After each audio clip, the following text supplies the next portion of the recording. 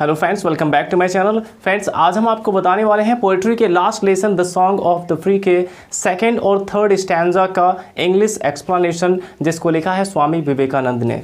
और फ्रेंड्स, आप इसका रेफरेंस तो आसानी से लिख सकते हैं और इसका कॉन्टेक्स्ट मैंने आपको इसके पिछले वीडियो में बताया है। इसके फर्स्ट स्टैंजा के एक्सप्लेनेशन में आपको इसका कॉन्टेक्स्ट बताया गया, जो कि पूरे लेसन का सेम कॉन्टेक्स्ट होगा। तो आप वही कॉन्टेक्स्ट लिख सकते हैं इसके, चाहे फर्स्ट स्टैंजा हो, सेकेंड हो या फिर थर्ड हो, वही कॉन्टेक्स्ट आपको लिखना होगा।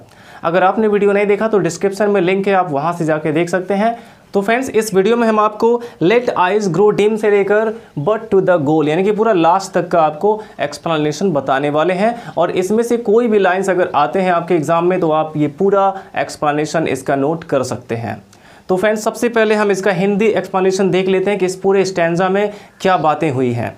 तो फ्रेंड्स, ये स्टैंजा यहाँ से स्टार्ट होता है कि let eyes grow dim and heart grow faint, यानी कि यहाँ पे स्वामी विवेकानंद जी कहते हैं कि यदि हमारी आंखें कमज़ोर होती हैं तो होने दो, हमारा हार्ट कमज़ोर होता है तो होने दो, एंड फ्रेंडशिप फेल, और अगर हमारी मित्रता असफल होती है तो होने दो, एंड लव बिट्रे, और अगर प्रेम में विश्वासघात मिलता है, हमें धोखा मिलता है तो मिलने दो। और इसके आगे कहते हैं कि let fate its 100 horror send, अर्थात यदि भाग्य सैकड़ों मुसीबतें भेजता है तो उसे भेजने दो। कहने का मतलब यदि भाग्य भी हमारा साथ नहीं देता है तो ऐसा करने दो उसे।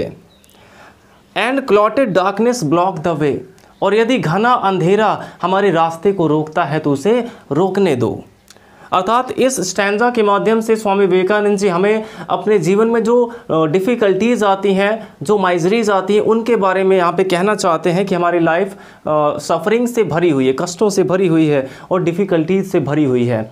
यही चीज़ समझाने के लिए यहाँ पे ये स्टैंजा लिखा गया है कि यदि हमारी आंखें कमज़ोर होती हैं तो होने दो, हार्ट कमज़ोर होता है तो होने दो, और अगर फ्रेंडशिप फेल होती है तो होने दो, प्रेम में धोखा मिलता है तो मिलने दो। Let fate its 100 horror send, और यदि सैकड़ों मुसीबतें भेजता है भाग्य तो उसे भेजने दो। And clotted darkness block the way, और यदि घना अंधेरा हमारे रास्ते को रोकता है तो उसे रोकने दो। एंड नेचर वोर एंड एंग्री फ्रोन, फ्रोन का मतलब क्या होता है? भौहें चढ़ जाना। फ्रोन का मतलब भौहें चढ़ा लेना, जैसे गुस्से में हमारे भौहें चढ़ जाती हैं।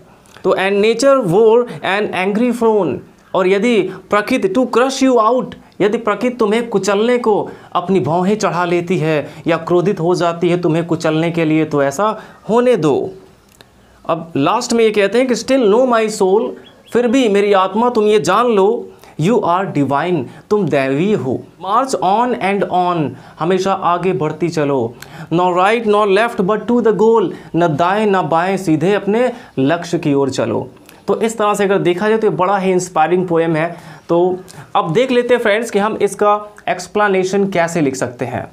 तो यहाँ पे जो स्टार्टिंग में बताया गया कि आंखें कमज़ोर होती हैं, हार्ट कमज़ोर होते हैं, प्रेम में धोखा मिलता है, तो इन सभी का मतलब किससे? हमारे लाइफ में जो सफरिंग्स आती हैं, जो डिफ़िकल्टीज आती हैं, उसके लिए यहाँ पे लिखा गया है। तो इसको हमने इस प्रकार से एक्सप्लेन किया है कि in this stanza the poet says that our life is full of so many difficulties, troubles and miseries. अर्थात इस पूरे स्टैंजा में पोइट कहता है कि हमारा जीवन कठिनाइयों से और दुखों से भरा हुआ है। समटाइम्स फेट एंड नेचर, अर्थात कभी कभी तो ऐसा होता है कि भाग्य और प्रकृति भी डज नॉट फेवर अस, हमारा साथ नहीं देती है। ईदर, यहाँ पे भी के लिए यहाँ पे ईदर का यूज़ किया गया है। Sometimes fate and nature does not favour us either, कभी कभी तो भाग्य और प्रकृति भी हमारा साथ नहीं देती है। तो जैसे यहाँ पे कहा गया कि यदि भाग्य सैकड़ों मुसीबत भेजता है तो भेजने दो, अर्थात भाग्य भी अगर हमारा साथ नहीं देता है, तो इसके लिए हमने यहाँ पे लिखा कि fate and nature does not favour us either, अर्थात कभी कभी तो भाग्य और नेचर भी, प्रकृति भी हमारा साथ नहीं देता है। और इसके आगे फ्रेंड्स हमने आपको बताया कि फ्रेंड्स ऑल्सो बिट्रे अस, यानी कि हमारे फ्रेंड्स भी हमें धोखा दे देते हैं, विश्वासघात कर देते हैं। फ्रेंड्स ऑल्सो बिट्रे अस, बिट्रे का मतलब होता है विश्वासघात करना, तो हमारे फ्रेंड्स भी हमारे साथ विश्वासघात कर देते हैं। There are many ups and downs in our life, अब इसके आगे कहा गया कि हमारे जीवन में बहुत से उतार चढ़ाव आते हैं। There are so many ups and downs in our life, हमारे जीवन में बहुत सारे उतार चढ़ाव आते हैं। So the poet advises us, अर्थात इसलिए पोइट हमें एडवाइस देता है, हमें सलाह देता है, never to leave the right path, कि हमें सही रास्ता कभी भी नहीं छोड़ना चाहिए। So the poet advises us, इसलिए पोएट हमें सलाह देता है never to leave the right path, कि हमें सही रास्ता कभी भी नहीं छोड़ना चाहिए। ही ऑल्सो इनकरेजेज अस, वह हमें प्रोत्साहित करता है। He also encourages us not to lose heart, वह हमें प्रोत्साहित करता है कि हम अपनी हिम्मत ना हारें। लूज हार्ट का मतलब होता है हिम्मत हारना, और इसके पहले नॉट लगा हुआ है, अर्थात हम कभी भी हिम्मत ना हारें। इसके लिए पोएट हमें एनकरेज करता है, प्रोत्साहित करता है। वी शुड रिमेंबर, हमें ये याद रखना चाहिए that we have a divine power, कि हमारे पास एक दैवीय शक्ति है। वी शुड रिमेंबर, हमें याद रखना चाहिए that we have a divine power, कि हमारे पास एक दैवीय शक्ति है। और वो दैवीय शक्ति क्या है फ्रेंड्स? वो दैवीय शक्ति हमारे अंदर का जो विश्वास है, वही हमारी दैवीय शक्ति है। तो वी शुड रिमेंबर, हमें याद रखना चाहिए that we have a divine power, कि हमारे पास एक दैवीय शक्ति है। So we should march on boldly, इसलिए हमें बहादुरी से आगे बढ़ते रहना चाहिए।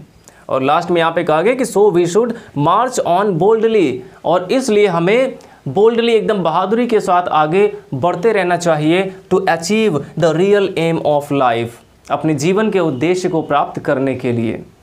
अर्थात हमें अपने जीवन के उद्देश्य को हासिल करने के लिए बहुत ही बहादुरी के साथ आगे बढ़ते रहना चाहिए, और जो भी डिफ़िकल्टीज़ हमारे रास्ते में आती हैं उसे अवॉइड करना चाहिए, उसे फेस करना चाहिए बहुत ही बहादुरी के साथ।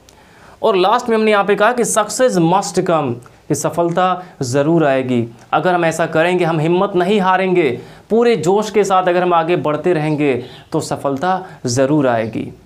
तो फ्रेंड्स, इस प्रकार से हम इसके लास्ट वाले स्टैंजा को एक्सप्लेन कर सकते हैं आसानी से। लेट आइज ग्रो टीम से लेकर बट टू द गोल, इसमें से कोई भी लाइंस अगर आते हैं तो आपको यही एक्सप्लेनेशन लिखना है। आई होप आपको अच्छे से समझ में आया होगा। वीडियो अच्छा लगा हो तो लाइक करिएगा, और अपने सभी फ्रेंड्स के साथ हमारे वीडियोज़ को शेयर ज़रूर करिएगा।